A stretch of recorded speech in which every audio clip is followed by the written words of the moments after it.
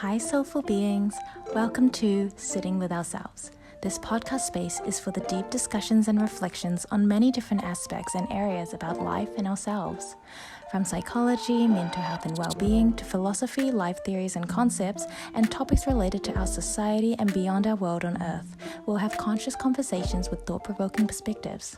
This is our place of being, healing, and staying grounded with our souls. Hey, soulful being. Welcome back to another episode of Sitting with Ourselves. This is our cozy corner where we can talk about anything and everything, with universe wonders and philosophy topics to mental well-being and psychology discussions. I'm glad you're here to join for another tea talk, coffee chat, whatever you prefer to call these sessions. Today we're going to be peeling back the layers of a feeling that I think doesn't get talked about enough, and that's the post-university blues or post-graduation blues. Post-uni blues, post-grad blues, I feel like this often goes unspoken, or people tend to not think about it as much. Perhaps they don't recognize this feeling or experience when they do go through it after graduating college, and so there isn't enough conversation on it. We go to school, and being in the education system is what we've known our whole lives up until this point where it ends. From the moment you turn 5 years old and leave kindergarten, to going to school, through to high school, and then many going to university. Just a note here that this is talking about most of us who have the privilege of going to school and it being a normal part of our lives. We are in education and continue it for our earliest years of life, and with that, there's always a goal you're working towards for each academic year. The future is bright and we have potential ahead. We study and we have academic goals and aims. We build our prospects for future jobs and that are related to our majors in university. Some people will go into further postgraduate education after their undergraduate years. The same postgrad period can also and would likely apply to those who graduate high school but don't go to university. It's the same end of schooling, and after graduation, we have the same type of question. Now you have finished, what's next? We would likely start finding a job after getting our degree, or you may be in the position where you've continued searching for one towards the end of the semester as you're waiting for your graduation ceremony. Either way, we'd be applying to many jobs, and essentially, this is the time where we've finished our studies and are looking for work now. Perhaps you may have been a full-time student now looking for a full-time job. Here's where we don't talk enough about the stage in between graduation and being hired for your first job out of university. It's a period that may be short or may be long.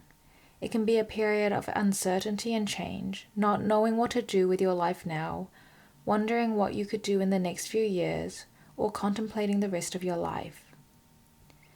There's so much you could do at this point that you may be thinking about.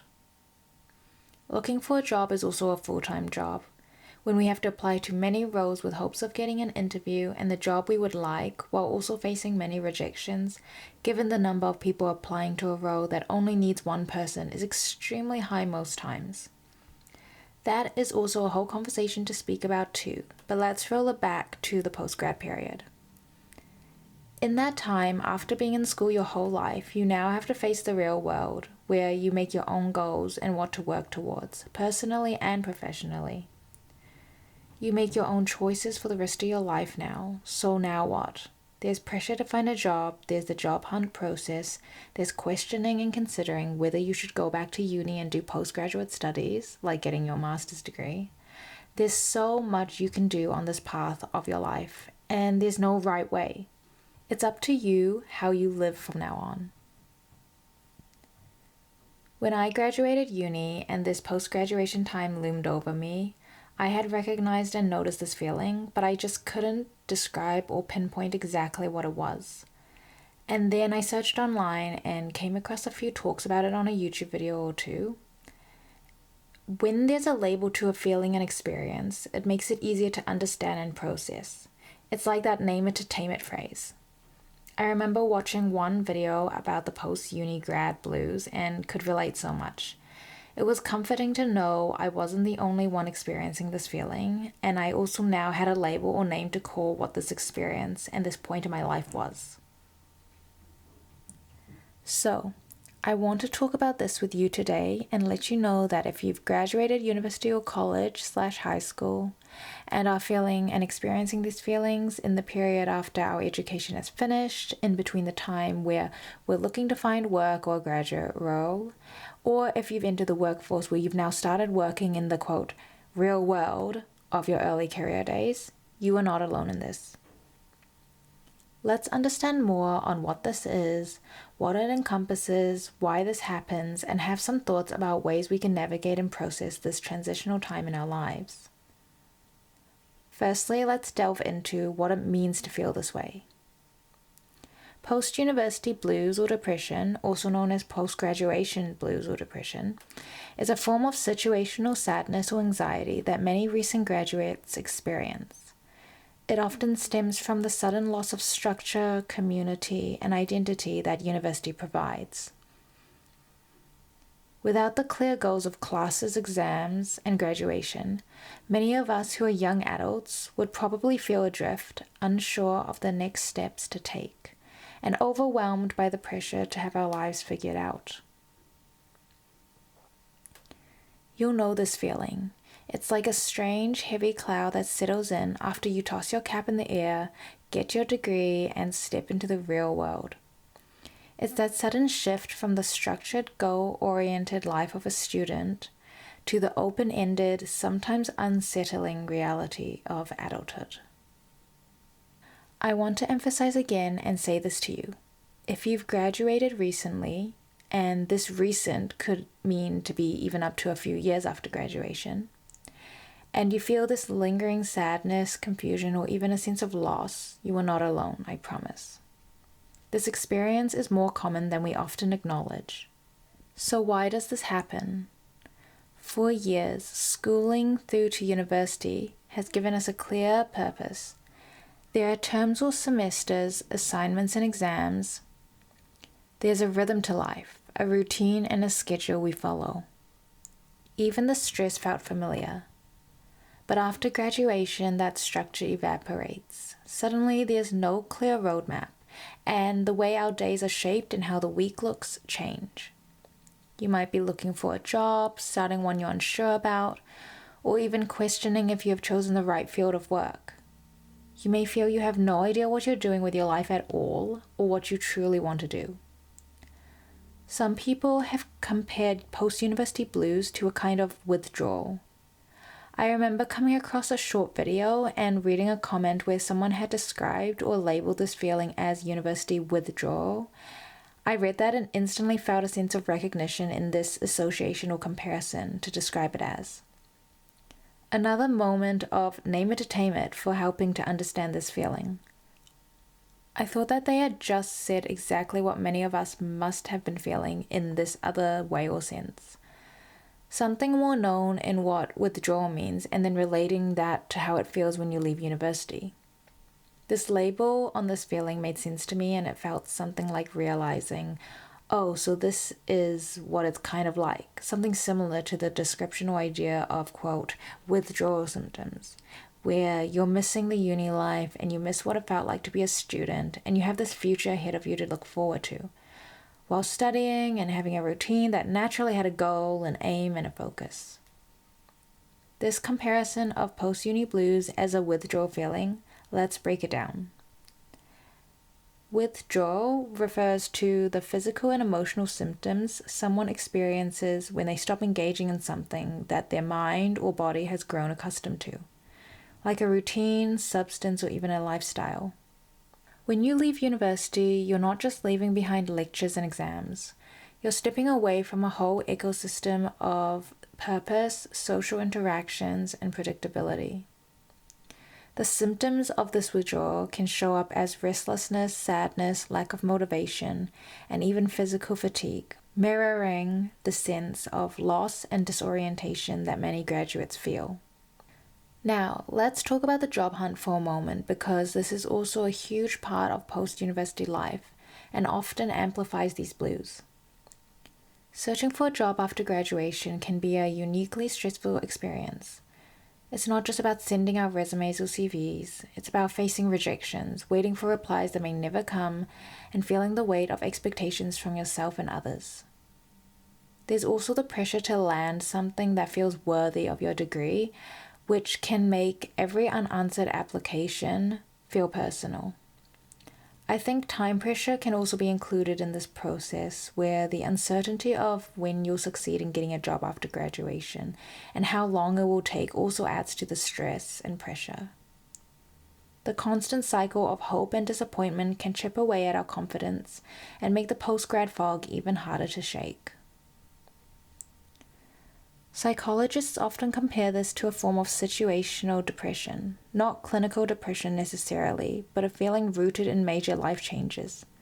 It's a grief of sorts. You're mourning the end of an era, the loss of a community, identity, and routine that once defined you. I recently came across a conversation with Dr. Meg Jay, a clinical psychologist who wrote The Defining Decade. She highlighted that our 20s are this in-between space, not quite a student, not quite a fully fledged adult, and that ambiguity can feel paralyzing.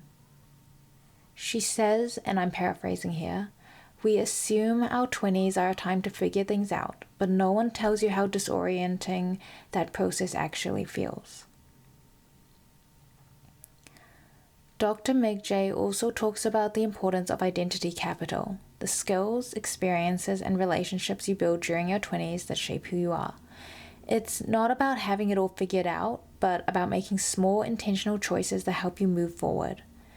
This really resonates with the post-university experience because while it might feel like you're stuck, even the smallest steps, like applying for a job, reaching out to a mentor, or exploring a new hobby, are adding to your identity capital.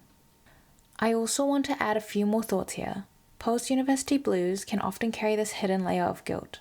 Because aren't we supposed to be excited about this new chapter? Shouldn't we be proud and energized about our future? However, the truth is that sometimes milestones can be bittersweet.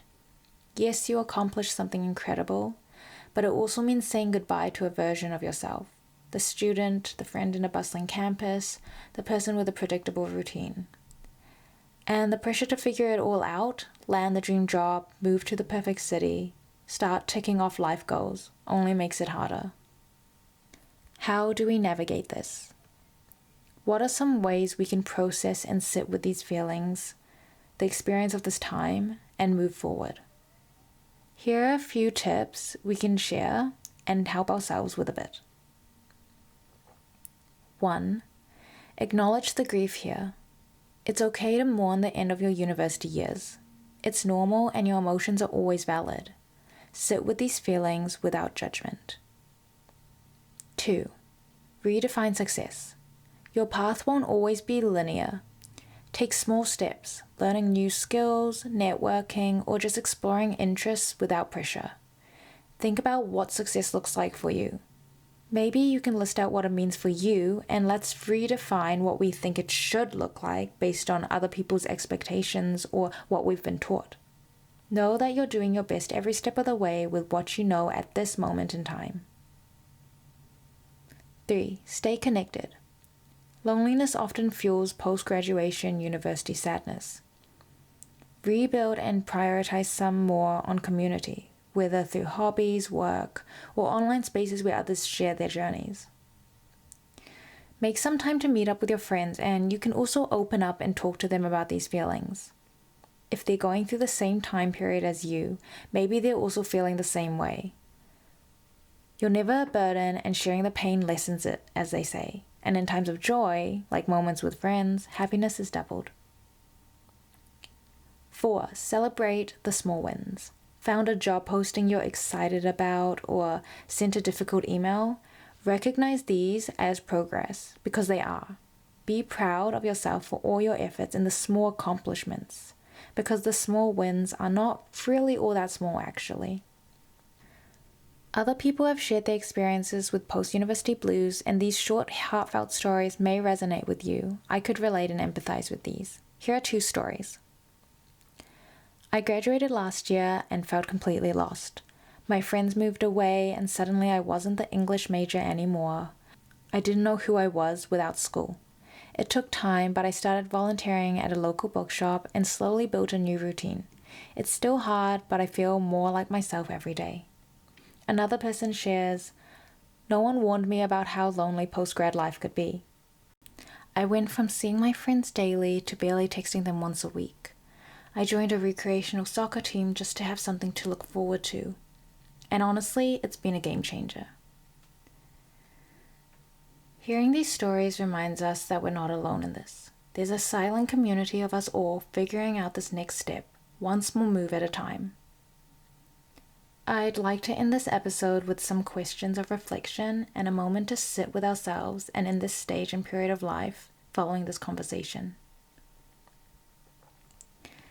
You can close your eyes or gently soften your gaze, release the tension in your body, your shoulders, your jaw, and completely relax your facial muscles and rest of your body.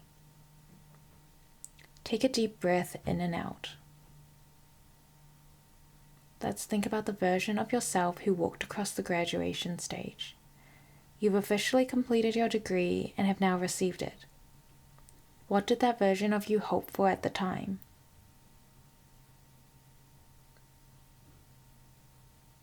What did they fear? What thoughts were going through their mind then?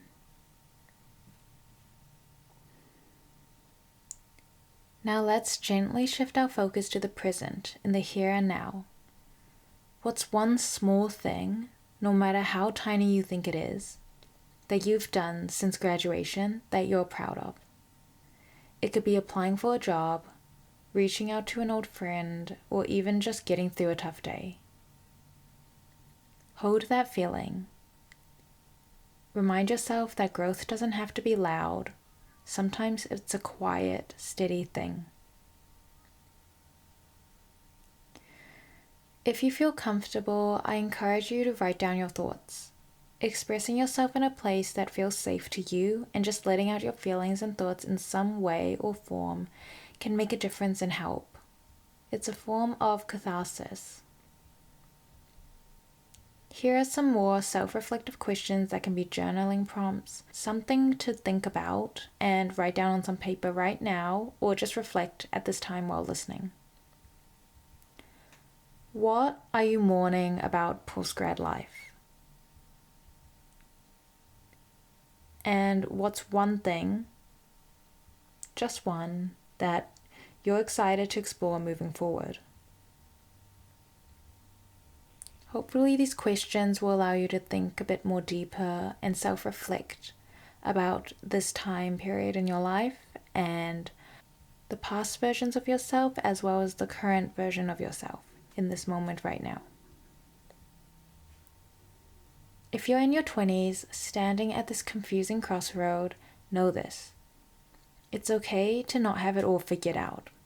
Honestly, nobody has it figured out, and we're all just trying to figure things out along the way. And this honestly can apply to anyone out of their 20s, like in their 30s, 40s. People are honestly just trying to figure out life because, after all, this is everyone's first time living this life. This is mine, yours, our first time living. And you're also growing at every step and progression you make each day, even when it doesn't feel like it. Let's keep this conversation going and talk more about it. Share your stories in the comments, your struggles and your wins. How is post-uni life for you going? Or how was it for you when you were a fresh graduate? I'd love to hear it in the comments. Thanks so much for listening in and joining this discussion on post-university, post-graduation blues in the planet of sitting with adulthood.